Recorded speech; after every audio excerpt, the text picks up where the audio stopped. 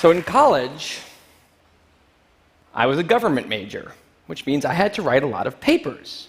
Now, when a normal student writes a paper, they might spread the work out a little like this. So, you get started maybe a little slowly, but you get enough done in the first week that with some heavier days later on, everything gets done and things stay civil. And I would want to do that like that. That would be the plan. I would have it all ready to go, but then actually the paper would come along, and then I would kind of do this. And that would happen every single paper. But then came my 90-page senior thesis, a paper you're supposed to spend a year on. I knew for a paper like that, my normal workflow was not an option. It was way too big a project. So I planned things out, and I decided I kind of had to go something like this. This is how the year would go. So I'd start off light, and I'd bump it up in the middle months. And then at the end, I would kick it up into high gear. It's just like a little staircase. How hard could it be to just walk up the stairs? No big deal, right? But then, funniest thing happened. Those first few months, they came and went, and I couldn't quite do stuff. So we had an awesome new revised plan. But then those middle months actually went by, and I didn't really write words. And so we were here. And then 2 months turned into 1 month, which turned into 2 weeks. And one day I woke up with 3 days until the deadline, still not having written a word, and so I did the only thing I could. I wrote 90 pages over 72 hours, pulling not one but 2 all-nighters. Humans are not supposed to pull 2 all-nighters. Sprinted across campus, dove in slow motion, and got it in just at the deadline. I thought that was the end of everything. But a week later, I get a call. And it's the school. And they say, "Is this Tim Urban?" And I say, "Yeah." And they say, "We need to talk about your thesis." And I say, "Okay." And they say, "It's the best one we've ever seen."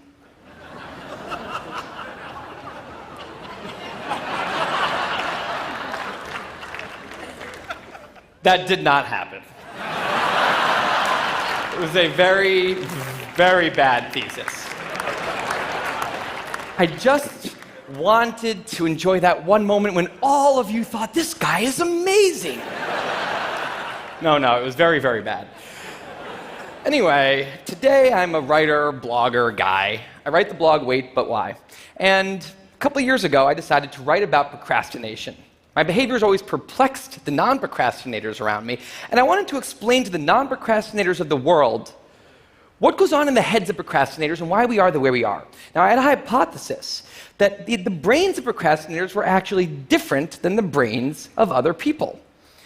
And to test this, I found an MRI lab that actually let me scan both my brain and the brain of a proven non-procrastinator, so I could compare them, and I actually brought them here to show you today, and I want you to take a look carefully to see if you can notice a difference. And I know that if you're not a trained brain expert, it's not that obvious, but just take a look, okay? So here's the brain of a non-procrastinator. Now, here's my brain.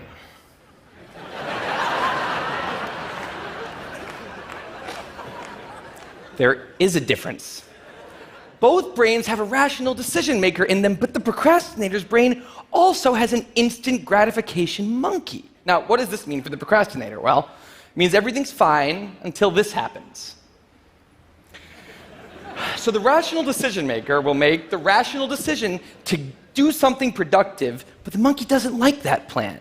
So he actually takes the wheel, and he says, "Actually, let's read the entire Wikipedia page of the Nancy Kerrigan-Tanya Harding scandal, because I just remembered that happened. Then we're going to go over to the fridge. We're going to see if there's anything new in there since 10 minutes ago. After that, we're going to go on a YouTube spiral that starts with videos of Richard Feynman talking about magnets and ends much, much later with us watching interviews with Justin Bieber's mom. All of that's going to take a while, so we're not going to really have room on the schedule for any work today. Sorry. Now, what is going on here? The instant gratification monkey does not seem like a guy you want behind the wheel. He lives entirely in the present moment. He has no memory of the past, no knowledge of the future, and he only cares about two things: easy and fun. Now, in the animal world, that works fine. If you're a dog and you spend your whole life doing nothing other than easy and fun things, you're a huge success. And to the monkey, humans are just another animal species he has to keep well slept, well fed, and propagating into the next generation, which in tribal times might have worked okay. But if you haven't noticed, now we're not in tribal times. We're in an advanced civilization, and the monkey does not know what that is, which is why we have another guy in our brain, the rational decision maker, who gives us the ability to do things no other animal can do. We can visualize the future. We can see the big picture. We can make long-term plans. And he wants to take all of that into account. And he wants to just have us do whatever makes sense to be doing right now. Now, sometimes it makes sense to be doing things that are easy and fun, like when you're having dinner or going to bed or enjoying well-earned leisure time. That's why there's an overlap. Sometimes they agree. But other times, it makes much more sense to be doing things that are harder and less pleasant for the sake of the big picture, and that's when we have a conflict. And for the procrastinator, that conflict tends to end a certain way every time, leaving him spending a lot of time in this orange zone, an easy and fun place that's entirely out of the make sense circle. I call it the dark playground. Now, the dark playground is a place that all of you procrastinators out there know very well. It's where leisure activities happen at times when leisure activities are not supposed to be happening. The fun you have in the dark playground isn't actually fun because it's completely unearned, and the air is filled with guilt, dread, anxiety, self-hatred, all those good procrastinator feelings. And the question is, in this situation, with the monkey behind the wheel, how does the procrastinator ever get himself over here to this blue zone? A less pleasant place, but where really important things happen. Well, turns out that the procrastinator has a guardian angel, someone who's always looking down on him and watching over him in his darkest moments, someone called the panic monster.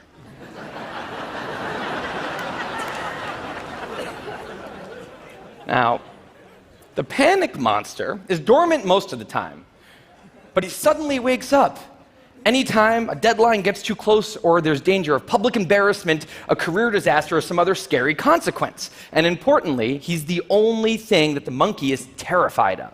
Now, he became very relevant in my life pretty recently because the people of TED reached out to me about 6 months ago and invited me to do a TED Talk.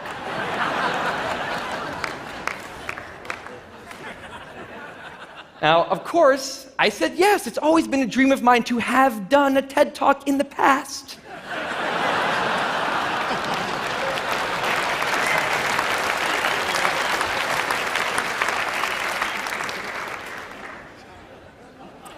But in the middle of all this excitement, the rational decision maker seemed to have something else on his mind. He was saying, are we clear on what we just accepted? Do we get what's going to be now happening one day in the future? We need to sit down and work on this right now. And the monkey said, totally agree, but also let's just open Google Earth and let's zoom into the bottom of India, like 200 feet above the ground, and we're going to scroll up for 2.5 hours till we get to the top of the country so we can get a better feel for India.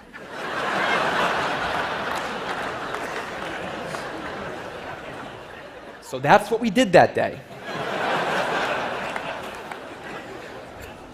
As 6 months turned into 4, and then 2, and then 1, the people of TED decided to release the speakers.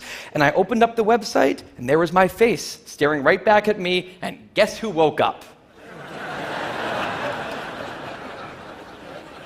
So the panic monster starts losing his mind, and a few seconds later, the whole system's in mayhem.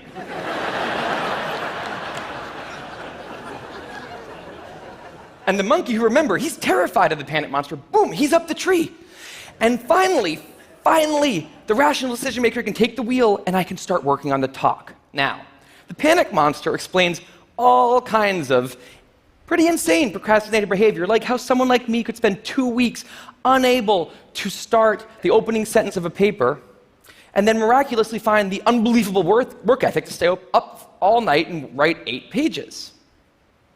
And this entire situation with the 3 characters, this is the procrastinator's system. It's not pretty, but in the end, it works. And this is what I decided to write about on the blog just a couple years ago. Now, when I did, I was amazed by the response.